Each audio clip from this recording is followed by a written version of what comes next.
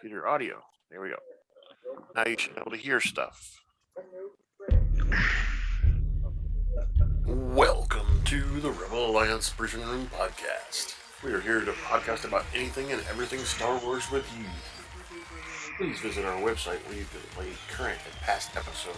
That's https://RABR KyleJohansson.us. That's RABR.KyleJohansen.us. On the left-hand side is a navigation menu. You can use this to learn how to load the Rebel Alliance Briefing Room podcast on your Android or Apple phone and tablet. And we have direct links to our podcast on Apple and Google Podcasts. Participate in connecting to our social media, answering questions of the week, or submitting feedback directly from the site. Again, all of these are available at the Rebel Alliance Briefing Room website at RABR.KyleJohansen.us. And now, it's time to talk Star Wars. Yay. I am Kyle John Johansson, and this is Andrew Scott Sutton. Say hello. Hello. Hello. Hello. Hello. So today we're going to be reviewing Bad Batch 102 Cut and Run and 103 Replacements. This is our second attempt because the first one didn't go well. Just someone that push record. Push record. So we don't have any feedback per se. We have one news article, maybe two. I might have another one that I'm going to talk about, but we'll see here in just a minute. And we're going to discuss two episodes today. Like I said, episode 102 and 103, Cut and Run and the Replacements. And we have two questions of the week this week as well. So one for each episode. So let's actually get ourselves into the news here. It's time for the news. Yeah, there's the news. All right, so the story I've got is about Alan Ladd Jr. He died recently. He was one of the first people to greenlight and agree to produce and go with Star Wars at 20th Century Fox. And he began working with George Lucas in 1973 when George was supposedly a director for American Graffiti. Yeah. So, and this Ladd guy was chairman and CEO of MGM United Artists.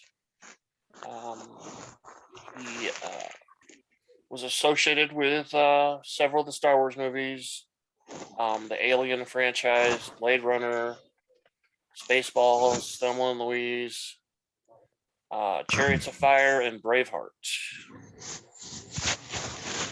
Balls of Space. Yeah, that's a funny movie. Did you know that little point of trivia about that movie?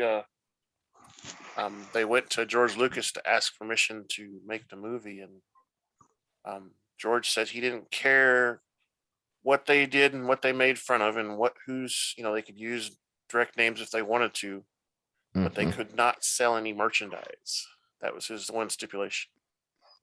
They couldn't sell any Spaceballs merchandise. But I thought they did. Well, there was a scene in the movie where someone sold the movie, but they didn't actually sell any real merchandise. It was all fake merchandise. Oh, okay. That scene in the movie is supposedly making fun of the part where George Lucas said they couldn't sell anything. All right. Anyway, I can't seem to find this other article. The one article I saw, and I don't have the source because I can't find it right now, but it's talking about how the Mandoverse is gonna, we've got Boba Fett and possibly Ahsoka and maybe something else that's going to be all in the Mandoverse, including the Mandalorian, of course. And they're all going to come to a head eventually on this thing with Thrawn.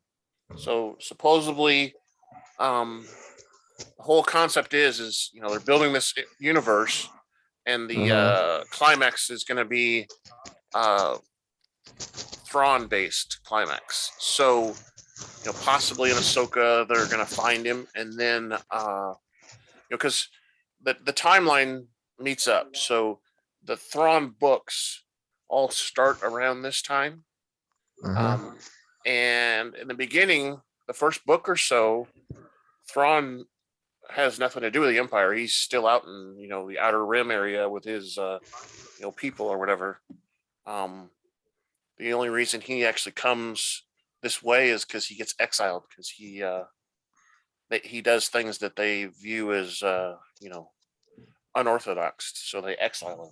Anyway, my point is they're talking about. See, there's 3 books for Thrawn, and they're talking about that's going to be the next Star Wars trilogy is Thrawn movies. They're going to make 3 Thrawn movies, so they're going to culminate and get all this to a climax, and then these movies are going to come out. And supposedly, they're going to be movies that are released on Disney Plus. They may release them in theaters too, but they're going to be available at the same time on Disney Plus. All 3. And, well, not at the same time, but I mean, this is a plan that's grand plan, so it could be a couple of years before the movies even come out. But that's the article I was talking about when I couldn't find. That sounds pretty interesting. I think it could be. I mean, you don't know a huge amount about Thrawn except for Rebels. Yeah. But I've read 3 books, and they're weird because there's a series of them that are created that aren't canon, and then there's another series that reintroduce Thrawn, and those are canon now. And so I've read part of the Legends stuff, but only one of the new ones. And it, like you said, it's really interesting. It's one of Thrawn's things, and they kind of mention it in Rebels, but his thing is he judges cultures based on their art. So he can tell you what kind of culture they are and what kind of people they are by just looking at the different kinds of art that they have in their in their museums and like at their houses and whatever, stuff like that. Anyway, so that's our 2 news things. The news. And then we have a commercial. And now, a word from our sponsors. Does your bald head take a beating from shaving, the sun, and all of the things Mother Nature throws your way? Do ladies look at your dry, sunburnt head and cringe? Well, guys, there's a new product out there in the head care market that promises to rock your head. I mean dome. Looks soft, clean, and touchable, and it's trending #1 through social media and on YouTube. Introducing Dome Armor. It conditions with moisturizers like coconut oil and shea butter, protects with sunscreen up to SPF 45, and enhances your already sexy dome into an irresistible hands-on experience. Keep your dome safe and protected. Get Dome Armor, now available in fresh bacon scent. Sure to get the ladies to come running in fine stores like Walmart and Lowe's. Oh, and for those still struggling with minor hair loss, try Growgain. This product will refresh, revitalize, and regrow hair on your dome. Not Rogaine, but Growgain. Anyway, that's our sponsor. Yeah. Use But bacon, wow. That'll You're get the lucky ladies. I'm not there. I like bacon. Yeah, I bet you do. Me too. I have to be licking your dome. Oh, that's kind of gross.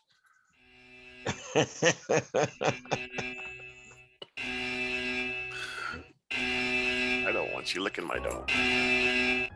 Spoiler alert. Danger. You're about to be spoiled. This is your spoiler alert. We're about to talk candidly and explicitly about some TV shows or movies. If you have not watched them, please fast forward to the appropriate section. You will not be warned again because you will be spoiled. Spoiled.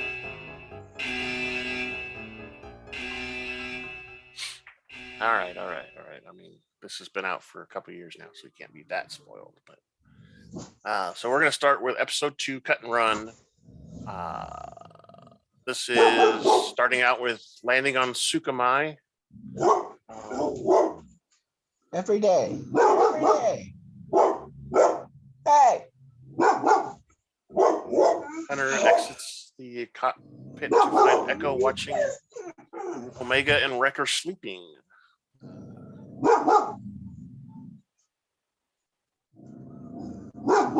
Is it the mailman or something? Sunday. What is it? Ah. Oh. Looks like Mama's home. That's it. Now we're in the trouble. grocery store. All right, so the scene opens up with where Hunter exits the cockpit and finds Echo looking over Omega and Wrecker sleeping from being tired from exploring the entire ship. And he asks what they're going to do with a child.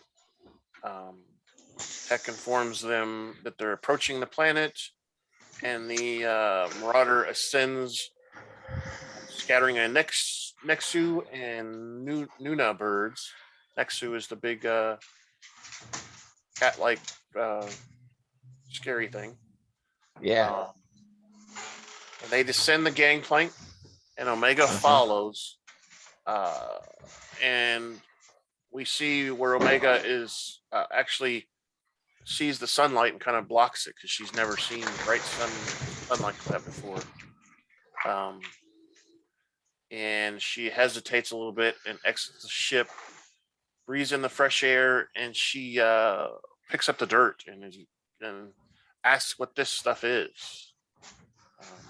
Because she's never She's never had seen dirt before either. Because she, we talked about she lives on basically some buildings that are on platforms above the ocean.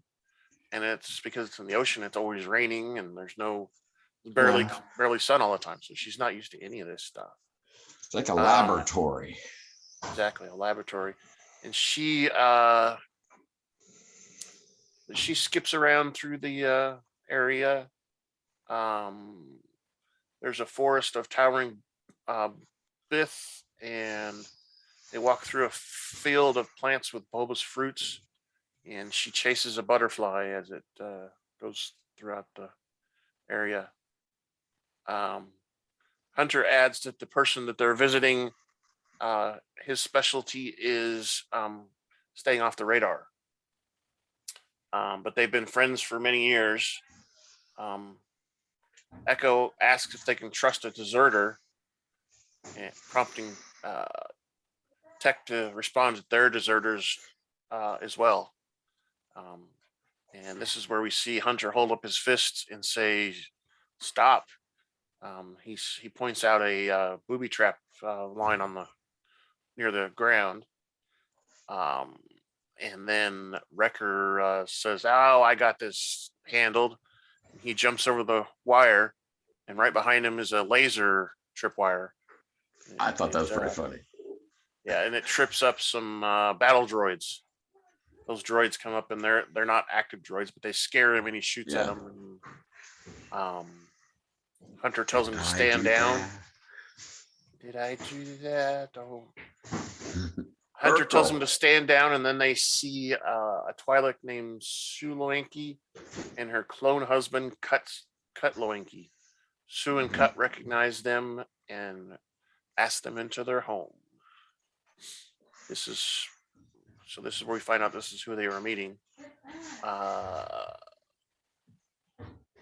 Hunter and them all enter the home, and Hunter introduces Echo and Omega since they're new to the group. And Cut asks where Crosshair is, and they reply it's complicated.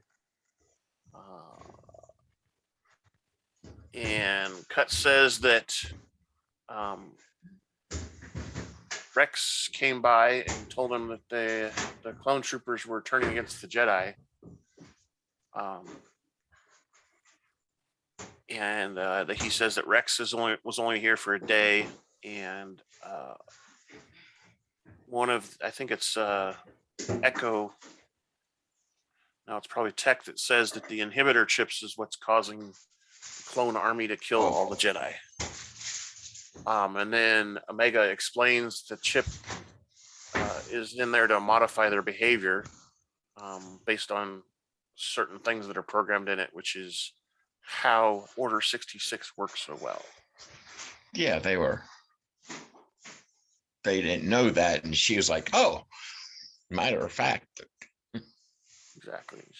She knows, and that's probably because she works in the lab and has maybe tried to figure it out too, because she's seen it happen and stuff. So yeah. And then she's pure though. Yeah, she is. Cut and Sue's children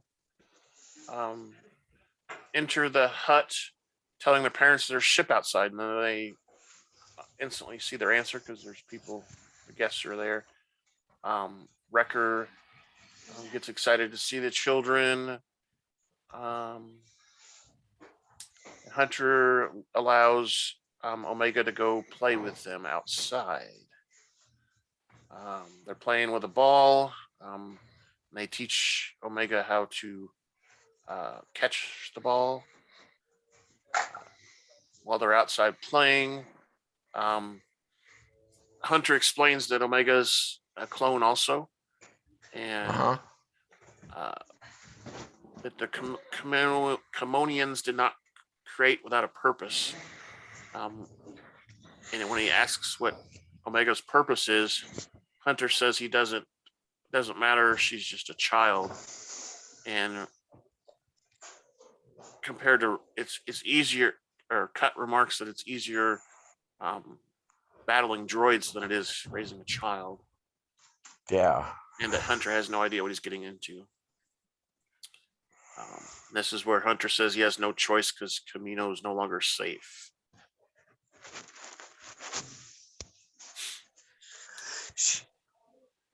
Yeah, she was. I think, personally, I think she's smarter than she leads on to be, and yeah, she knows a lot more than she's letting everybody know. Yeah. And understands a lot more probably. Yeah. Because they've been off doing missions, and she's been in the lab finding all this stuff out. Yeah. But still, I think, she's pretty observant.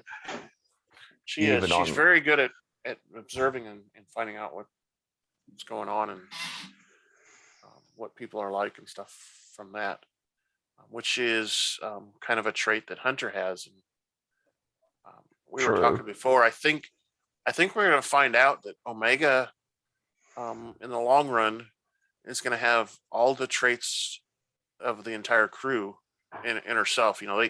Hunter has his specialty, Wrecker has his. I think we're going to find out eventually, probably in season 2, that she has all the same exact traits just by herself instead of being separated.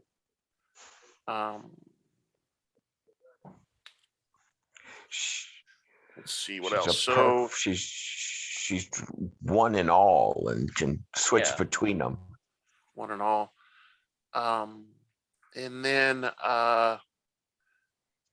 let's see. So we see here. Okay, they talk. They're playing ball. and we cut to a scene that's later in the day, and Cut says that they need to go into town so they can get passage on a freighter to get off world. And he explains that Imperials are starting to confiscate ships and impound them in a lot over yonder. And See, the first time that impounding ship flew over, I thought it was their ship. yeah, I kind of thought so too.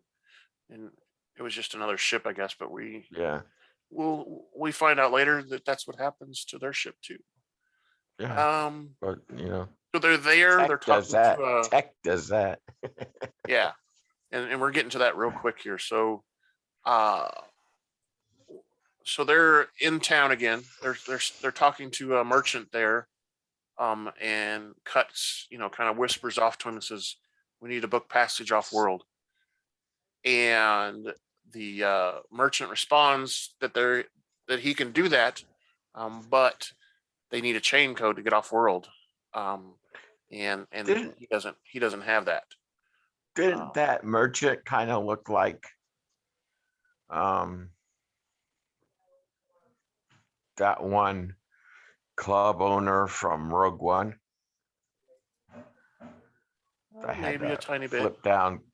Flip down glasses or whatever. Yeah, maybe a little bit. I know who you're talking about. She's the one that had Luke Skywalker's lightsaber. Yeah, and Leia's. I forget her name too. And they talk about this. They talk to this guy, and Cuts surprised. But then seconds later, a projection comes up where Vice Admiral Rampart announces that all citizens can exchange their currency for Imperial credits. The war is over, and peace will bring prosperity for all. And it also talks about registering for a chain register when you get your money exchanged. Yeah, register. Right, and we see not long after that projection comes up, a Civian traveler is trying to book his passage off world, and he's arguing with a trooper because the trooper won't let him go through since he doesn't have a chain code. And they argue a little bit, and the Civian walks off. And then Cut sighs and implies that getting off planet was going to be harder than he thought. And so our those two come back, and we cut to a scene back at the Llewellyn farm, and Omega throws the ball past the fence, and she wants to retrieve it, but one of the other kids says not to do that. His name's Jack, I think is what they said. Jack. Yeah. Don't do that. We'll get it later. Yeah, Jack is distracted by Shea, which is the other kid, and Omega sees that she's by herself, so she takes the opportunity to sneak under the barbed wire to go get the ball. And Shea tells the brother to go pack and protest. And they soon realize that Omega is no longer around. And we cut to where Omega has retrieved the ball outside of the fence, past some field of those bulb-like plants. And Shea calls out, warning Omega not to move, and we see one of those big next to cat things behind her, making all kinds of noise. Snack time. Exactly, and we hear Tech inside the hut talking that all transport is restricted without a chain code. Sue warns that Cut cannot sign up for one because the Imperial authorities will discover that he's a deserter. And the next shuttle leaves for off-world in a couple hours. And this is where Shea interrupts jumps into the hut and says, "Hey, Omega's outside the perimeter. Come quick!" And everybody goes outside. And Sue Pew, climbs pew, up on the pew. roof with her rifle. And we see a terrified Omega and the nexu getting closer and closer to her. Omega turns and runs, and the nexu jumps at her, but Sue begins shooting at the creature, wounding it once and then twice. And the creature, Hunter, goes out also and kind of forces his knife at the creature. And between the shooting and the knife, they escape back into the protected area of the farm. And that's where we see Hunter kind of scold Omega, saying, "Hey, what are you doing outside the fence, you crazy little girl? You," something like that. She could have been Better killed. watch out for yourself. Yeah, and Cut jumps in and says, "Hey, you have to go easy on her. You have to remember she's not a soldier." Child. And Cut bends and picks up and checks on Omega and hugs her and says he's sorry and everything, and carries her inside. And Wrecker asks if she's okay. Tech points out that it could have been a lot worse. Hunter then asks Tech if he has the ability to falsify chain codes for the Lawquanes to get off world. And Tech says he can do it, but he needs the little card to save the actual chain code onto. And they're watching the sunset. We see Omega, still a little upset. Meanwhile, Sue walks out of the house to find Hunter watching the forest and asks if she needs another set of eyes to watch. And he praises her marksmanship because she apparently is a long shot kind of shooter, pretty good at it. And she adds that protecting children is what they do as parents. That's their only real job. And he sees Cut, and Hunter asks where Omega is, and Cut says that she wanted to stay on the ship. And Hunter is talking about how she's not a soldier, and they suggest some time. Cut and Sue want to bring. Hunter tells Cut and Sue that he wants them to bring Omega with them when they leave off world. He believes that they can provide something that he can't. And Sue asks, "Is that what he really wants?" And Hunter replies that that's what she really needs. So he's willing to protect her by giving her a family that she doesn't really have and can't really have with the Bad Batch. And that's where we immediately hadn't he already said back in a previous thing that they were a team and they'd never be separated? I think that's what happens later on at the end of the show. Okay. When they tell her that she's staying now or whatever. I think that's what happens because of everything that we see coming here in just a few minutes in this part of the show. Because we cut to a scene where they're back on the Marauder, and Echo and Tech are talking, and they're talking about how they're going to accomplish their task and everything. And Tech talks about how ingenious it is to create a database to identify everyone in the galaxy. And Tech says he already has a plan to get in to the controlled area of the spaceport and get those cards. He says the Imperials are also tagging ships, and Echo asks Tech if the plan is to call the Imperial authorities and get them impound their ship.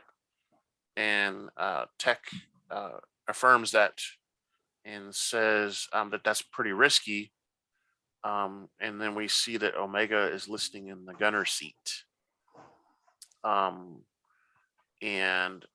back on the ground, Hunter learns the news that Omega's on the ship, and he warns Tech that she's on there because they don't realize she's there.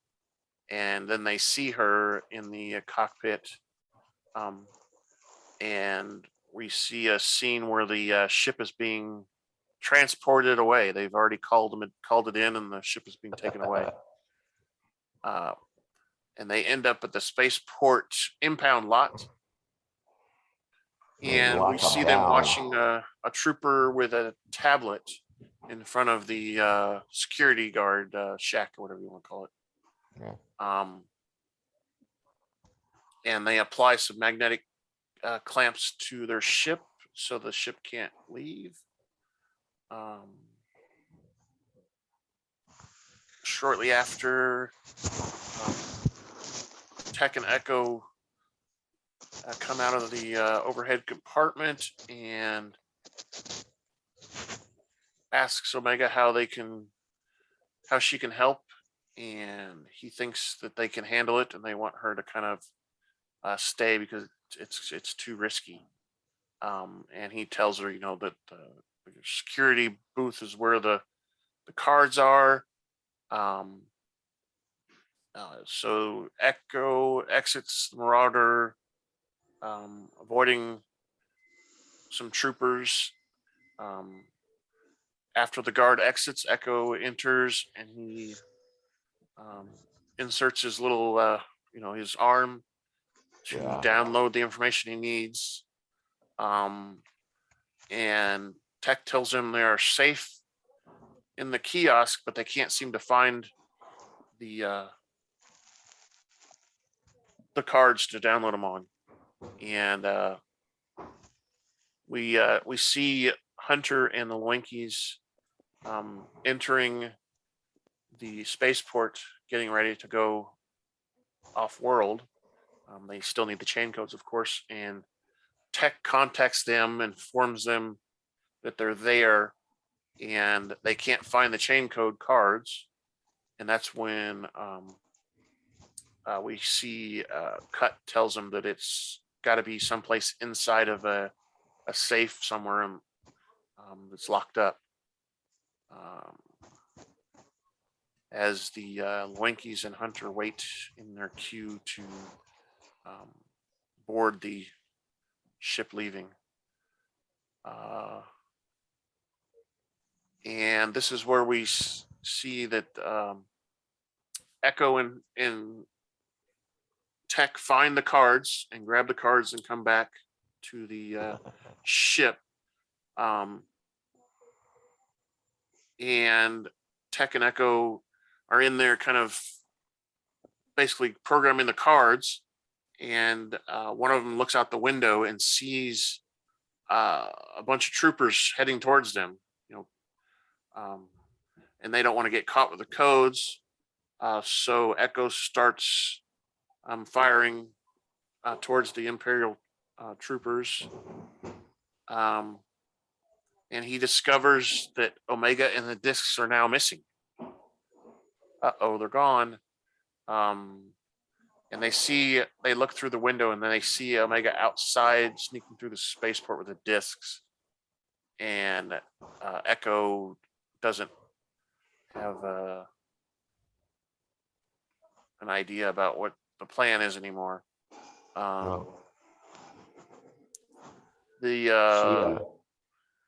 She grabs him, doesn't she? Yeah, she grabs him, and she's outside with him. And that's when we cut back to Hunter and the Lawquanes in the queue still. We see a trooper walk by, reminding them they have their chain codes ready. And Tech tells Hunter that Omega is going to pass the chain codes. And Hunter does not agree with that, but Tech basically says they don't have a choice. She's already on the way. And we see Wrecker run off to find Omega to make sure she's safe. And Echo is outside now trying to disable the clamp on the ship. And a clone trooper comes up on him, and he tries to convince the trooper that he's a maintenance technician. And the trooper's about to report him, so Tech stuns him. And we see that Omega bumps into a droid, and the droid starts to set off an alarm. And that's like an R2 unit. Yeah, it's a different type, though. I think it says it's an R5. Yeah, it's an R series astromech. And at this point, this is where Wrecker finds her, and he knocks the droid down and picks her up and meets Tech and Echo at the ship.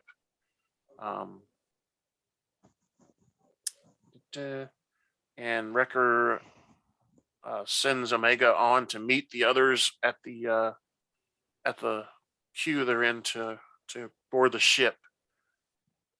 Omega climbs over a barrier where 3 clone troopers demand to see Wrecker's chain code.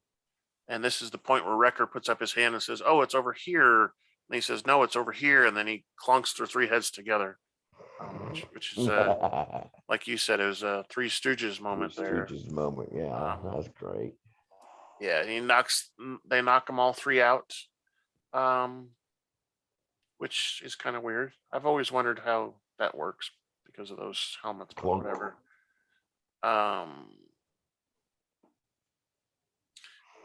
The troopers begin inspecting the person in front of them, and just in time, Omega arrives with the chain codes.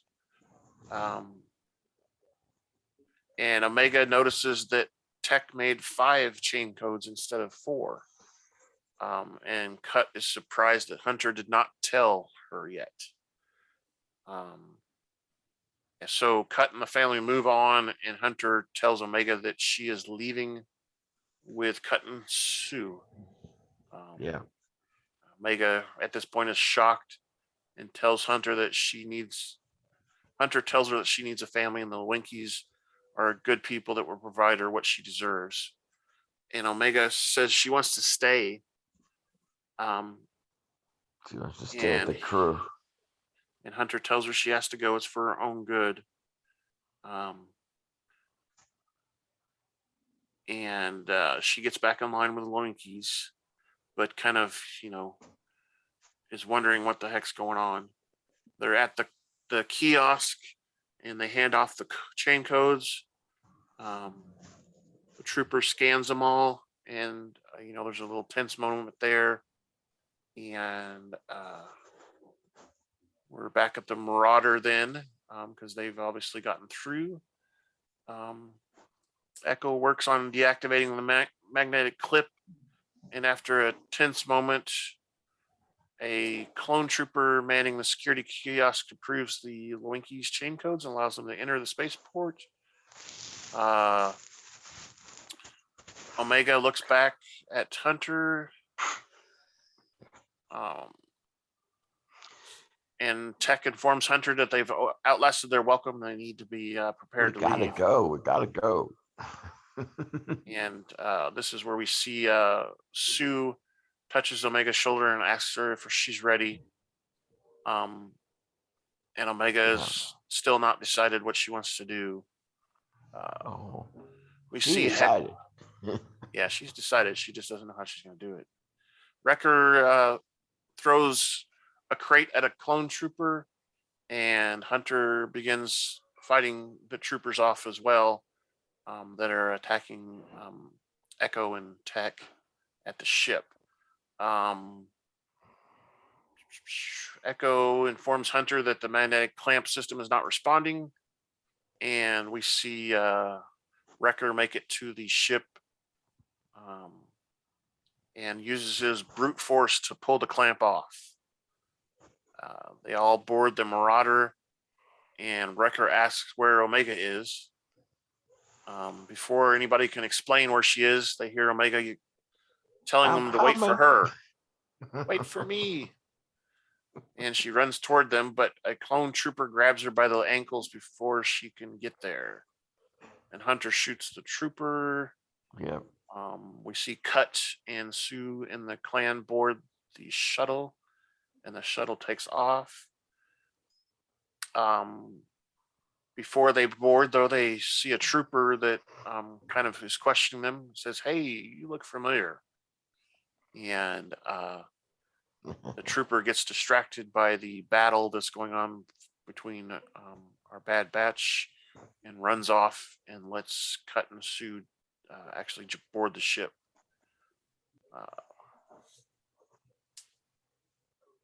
We see the shuttle take off, and the Marauder is not far behind, leaving Sukamai. It flies itself into space.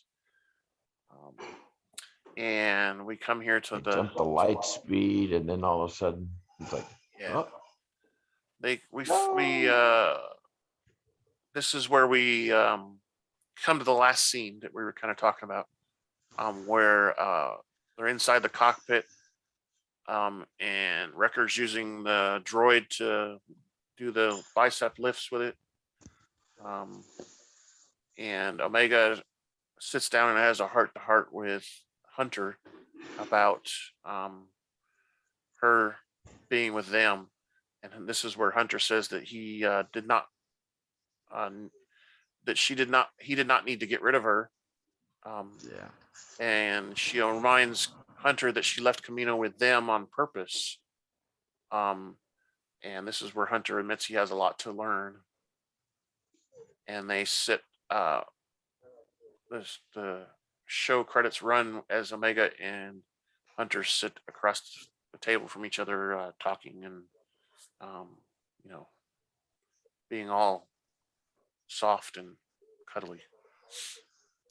So that was that episode. That was basically a mission to get the Lawquanes off the planet. Yeah. I just wonder where they went, if we're going to hook up with them again, and Yep, and that's a good question, because that's one of our questions of the week. The question is will we see the Lawquanes again? And knowing that our team went to see them almost immediately after they left the Kamino planet, I would say that we probably are going to see them again. I think we, not to spoil anybody, but I think we know from this season here that we don't see them again this season, but no, I'd be willing to bet that we see them again soon. And then we go let's run a Wands commercial. We are proud to welcome our latest sponsor, Juan's Cantina, where every first week of the month on the standard galactic calendar we celebrate what the ancients call Cinco de Mayo. Come join us at Juan's with food, mariachi music, and 34 flavors of margaritas. That's Juan's Cantina right next to the Hangar 94 of Mos Eisley Spaceport. On day 2 of the week is Taco Tuesday. All tacos are half a credit each and enjoyed with our house margaritas. Juan's Cantina also serves the galactic nacho cheese. Camarones Azul Cerveza, imported directly from Queso. Thank you again for our latest sponsor, Juan's Cantina. Cerveza. Yeah. All right, so that's Juan's Cantina. Right next to the hangar that Han Solo's ship was parked when Luke and Kenobi were leaving the planet. Your ship, you mean? Your ship. Where you parked your ship. Yeah, my ship. That you're on. Exactly. I'm flying through the galaxy on the... And so the next episode that we're reviewing today is episode 3, called The Replacements. and we join our crew on the Marauder, going through hyperspace, and it's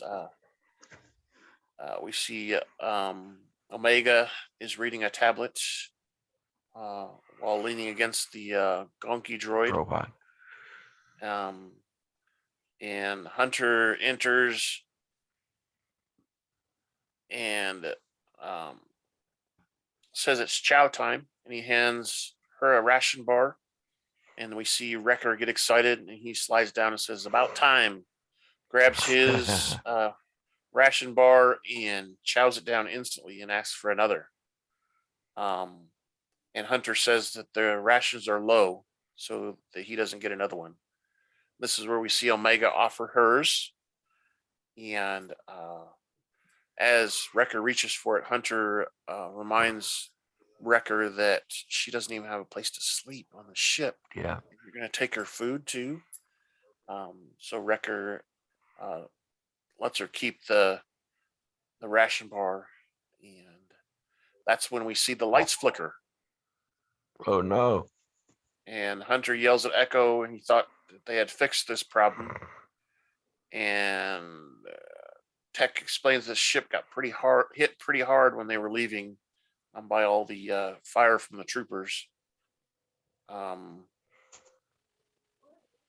Echo points out that he is willing to help. And Tech is talking about building a scanner to test the functionality of their inhibitor chips. Yeah. To figure out why theirs fail. Tech says no critical systems on the ship have been compromised, and the ship shudders and drops out of hyperspace. Echo reports that a power capacitor is blown and they need to land immediately. And this is the scene where we see the ship preparing to land, and they prepare for a crash landing because they don't have very much power. Wrecker straps Omega in. This is, her first crash landing, so she has no idea what's going on and is scared. Echo reports that there's a storm, and it's getting worse. And he announces they need to replace the power core or whatever. Capacitor before they leave. Capacitor. And he sees that they have a spare one in stock already on the ship.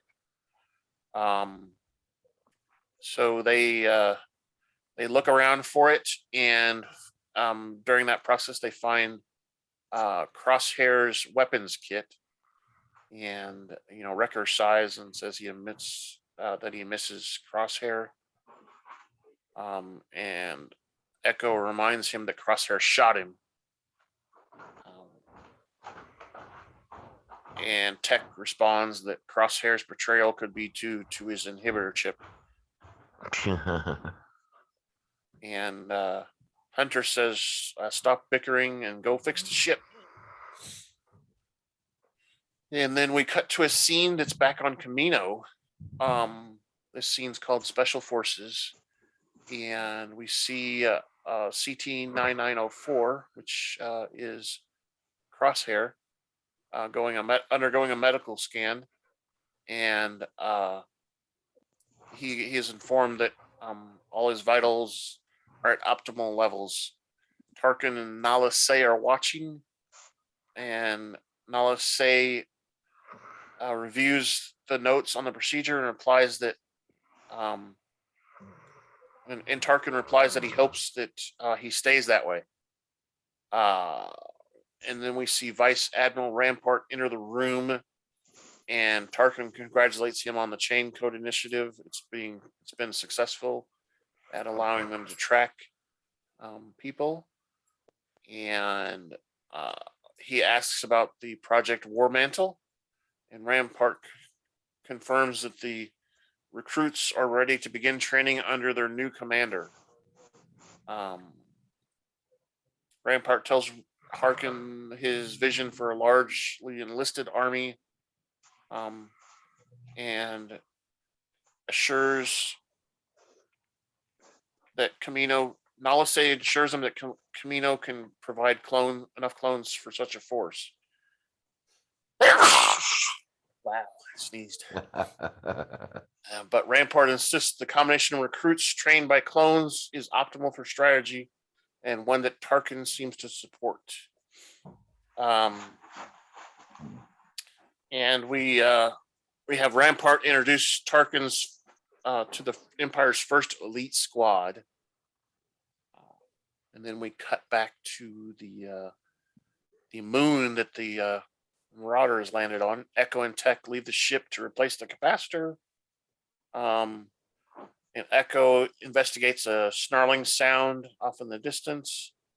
He finds some scratches in the ship, and they go back on board. And Tech confirms that other systems are failing, and we see outside a creature crawl up and pull the capacitor back out. And takes And off. it turns everything inside into darkness because they have no power anymore.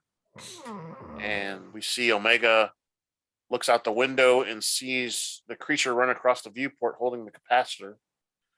And Tech identifies the creature as an Ordo Moon Dragon, which feeds on pure energy. And he has stolen the part because of the massive charge it holds. Hunter orders Tech and Echo to get the other systems online while he retrieves the capacitor. He also tells Wrecker, who is injured, to stay behind, and Omega offers to go with Hunter, but he refuses to let her go, saying that this is going to be dangerous. She asks if she is part of the squad, and he relents and tells her to stay close as they both embark on their journey outside. Then we go back to Kamino, and the four members of the elite squad undergo medical checks, and one of the troopers pushes off the droid and says that he doesn't need to be tested. And another trooper asks why they're fighting, because the war is over. And he replies that ES1 replies that food and roof over his head is more than the Republic ever did give him. Yeah. So he's getting more than he got with the old guys. Then we see Tarkin and Rampart and Prime Minister Lama Su watching the squad. Lama Su says enlisted recruits can never match the effectiveness of clones, but Rampart disagrees, replying that skills can be taught and that loyalty of those who are willing to enlist is where the values lie. Tarkin calls a test for the crew, and he asks for the squad to be deployed to Alderaan to locate and wipe out Saw Gerrera's camp that Clone Force 99 did not do. Lama Su leaves the room with concern on her face. And then we go back to the moon. We see Hunter and Omega tracking the dragon on the moon, and we see Hunter kneel down and examine some dust, and then Omega mimics him. And we see Omega pretty much mimicking everything that Hunter does, trying to learn how he does what he does. And Hunter kind of tells him that that's his enhanced skill is tracking. And Wrecker and Tech have their own skills too. Omega adds Crosshair also, and she tells him that they shouldn't be mad at Crosshair because he can't help it.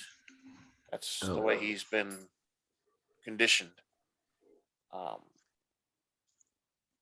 And Hunter says he's angry with himself instead because he left someone behind from the team.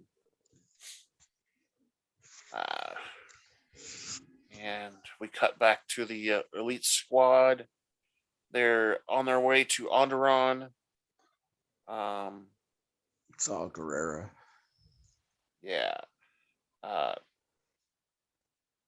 The one of the troopers they are calling ES01 kind of questions Crosshair why he's the leader of the troop. And talks about him being replaced. Once on site, Guerrera's team quickly overwhelms the squad of troopers. As we see another shuttle take off.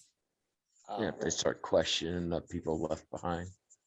Yeah, and the squad approaches the survivors, and Crosshair asks the remaining soldier where Guerrera is, and she tells him that she will never tell him that answer. And that's when we see Crosshair kill her while she's talking. Yeah, and then that. Yeah. Then he approaches the refugees now and asks them if they know anything. And they just say they were promised passage off world. And Crosshair raises his weapon, saying they're no use to the Empire. And one of the elite squad troopers intervenes and says that Guerrera's fighters are dead and they should just bring the civilians in. And Crosshair argues that that's not their orders. And the clone trooper or the elite trooper says that their orders are wrong and the squad won't obey them as they're soldiers and not an execution squad. Yeah. And so Crosshair we says, see, "Oh, bye-bye." Yeah, we see him arguing a little bit more with Crosshair, and Crosshair asks him if he knows why they put him in charge, and he says it's because he's willing to do what needs to be done, and he kills him, just like you said. Yep. And he tells the rest of the squad that good soldiers follow orders. Follow orders. Yeah, that's it. He orders the rest of the squad to execute the rest of the civilians. And then we cut back to the moon again. Yeah. Hunter and Omega locate the capacitor, and as Hunter goes to retrieve it, the dragon knocks him over and runs away with the part again. Hunter turns, gasping for air, as his mask has fallen off, and Omega finds his mask and puts it back on, but Hunter is already unconscious, and he's passed out. And Omega tries to call for help, but the storm is not allowing her comm signal to go through. And Omega sees the dragon go down a burrow. And Omega decides that she's going to take a deep breath, grabs Hunter's pistol and flashlight, and goes down the burrow to find the dragon. As she makes her way through, she finds the capacitor and talks about how lucky she was. And just as she turns to leave, the dragon's right there behind her. And the creature roars. And Omega lifts up Hunter's blaster. Yeah. And just Doesn't at she that throw moment, the flashlight though? Yeah, she throws it at him here. Just as Hunter wakes up and is calling for her on the surface. And that's when she throws the flashlight, because it distracts the dragon. The dragon takes the flashlight and starts to absorb the energy off the flashlight, giving Omega enough time to escape up the hole and find Hunter right there. And she's excited and tells Hunter that she's excited that she was able to complete the mission without using the blaster. Yeah. And then we cut back to the elite squad again. they have come back from their mission to Kamino, and Missing uh, one yeah, soldier. Tarkin notices they're missing one, and Crosshair reports that Guerrera has moved on, but the rest of the camp was dealt with. And Tarkin is very impressed with Crosshair. Uh, Tarkin tells Rampart that the clone program is an expensive relic of the past, but that it will continue to have its place until the right time. And Rampart agrees, and Tarkin leaves everything in Rampart's hands. Somewhere else in the city, there's a meeting between Lama Su and Nala Se talking about Rampart's program. And we see Lama Su is worried that the clone program is going to become obsolete. And Nala Se also warns that the genetic material from Jango Fett is degrading, and they will not be able to use it for very much longer. And that's when we see Lama Su reply that they must move on to the next phase, the development of a superior clone, which will secure Kamino's relationship with the Empire. And Nala Se says they will need a new genetic source, and that the clones they need will not return willingly. Lama Su replies that they're Kamino property, and that's the only thing they need.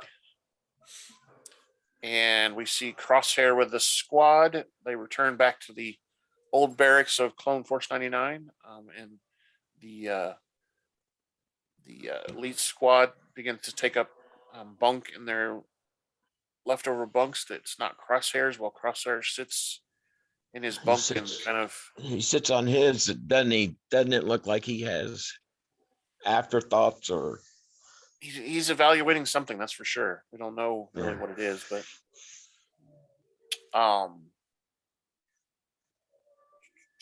and then we cut back to the Bad Batch on the moon, and their ship is repaired. And we see Wrecker tells Omega, "Hey, I've got a surprise for you. Close your eyes." And he reveals the refurbished gunport room has been made into her room. And she jumps up in there with the Tuca doll, Lola, and takes in the space. She's all happy about it, and now she's a part of the team. She's now, and this is when Hunter tells her that she's now part of the squad. So that's when the credits roll. Yeah. I think, I don't know what the elite squad clone makers, I don't. The Kamonians or whatever. Yeah, what they have up their sleeves, I can't remember. Lama Se. Yeah, I don't know what that is, and that's our question of the week for that episode is, what is the next phase of the Kamino clone project? And we kind of talked about this before when we forgot to record, but do they have another place they can go? Do they have to be on a water planet? I mean, probably not. They can probably take their research wherever they need to go, right? I don't know. It's just secluded and stuff, so people don't, bug them or whatever, I guess. But we were kind of talking about how possibly clones like our Clone Force 99 and Omega is the next phase, right? Troopers maybe with specialties, or maybe like we were talking about Omega, where it's a trooper that has all the specialties built in, like we think Omega might have. Yeah. And that's heck, I think probably Omega the reason why Omega might have life force. Yeah, she might be able to be one with the Force. We don't know. We don't know yet. She hasn't displayed any of that. And like I was saying, that's one of the things that the Kaminoans experimented with when they were first making the clones that became our clone fighters for the Clone Wars is they were trying to infuse force sensitivity into their clones, and they were never able to. They kept on experimenting, and maybe we're kind of wondering if Omega is the result of that experimenting. So hopefully you guys can kind of give your opinions too. We've got multiple places you can There's all go kinds to our of polls and tie-in. vote on them, but there's a place there for There's all comments. kinds of tie-in, Kyle, with that. I was just thinking about it since we didn't record that. To Rogue One. Yep. How she was a child prodigy. Seemed to be. Yeah, kind of. It's always seemed to be the children. Yeah. Well, they always seem to start out early with them, right? Yeah. Which is kind of weird. It's always weird. It's always been weird to me that the Jedi recruit their recruits as kids. That sounds kind of weird to me. It's just, why does it matter? And I think that's why they don't really talking about it right now, but in Legends, Luke Skywalker, when he starts his new Jedi Order, is what they call it. He allows his recruits to have attachments. He allows them to, have relationships. Okay. And I think honestly, that's what's happening with Grogu is he's Yeah. allowing them to have a relationship, but Grogu is probably going to come back and get trained. That's the same thing Luke did. Exactly, and that's why he believes that way. And he also does not necessarily believe that they have to be young kids either. No. And again, in the Legends, he recruits people that are, some of them are older, some of them are young kids, some of them are let's say 20, 30 years old when he recruits them. He doesn't care what the age is because he knows that he learned how to do all that stuff when he was, I think in the show, the movie, he was like 16 or whatever when Obi-Wan Kenobi and him left Tatooine. He knows that it can be done even if you're not, an infant, let's say, or a child. And he's going to have to do that anyway because his choices are limited now since most of the Jedi are gone. All right, so that's our entire show. We've gone through both episodes. I wanted to remind everybody again with the questions of the week. You can put comments in there after you've answered the question. You can go to our website and there is a comments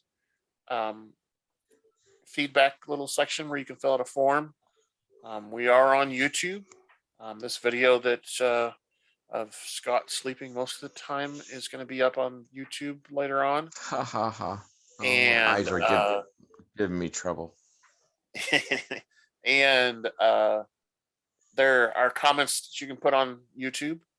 And I believe there's a couple other places that you can put comments in. We will be watching all of those areas. So, please send your feedback, leave comments, whatever you need to do. We'd love to discuss them with you. Anything else, Scott?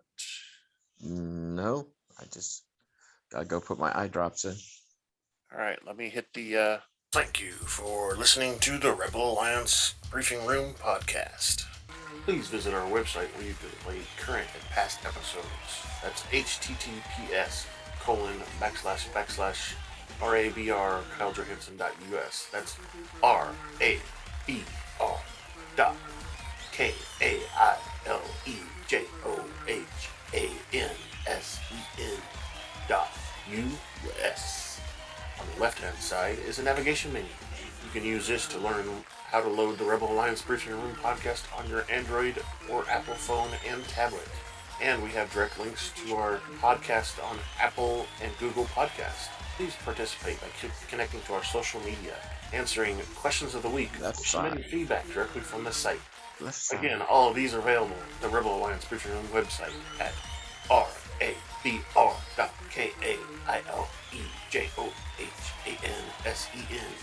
rabr.kailejhansen.us.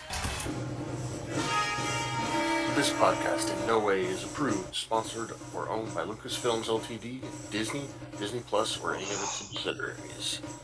All opinions are solely owned by Kyle and or Scott, and in no way express the views or opinions of their past or present employers. Views and opinions are not supported or restricted by Lucasfilms Ltd., Disney, Disney Plus, or any of its subsidiaries. Any rebroadcast, reproduction, or other use of this podcast and its affiliate sites without consent of Super Duper Podcast Network and its host is prohibited.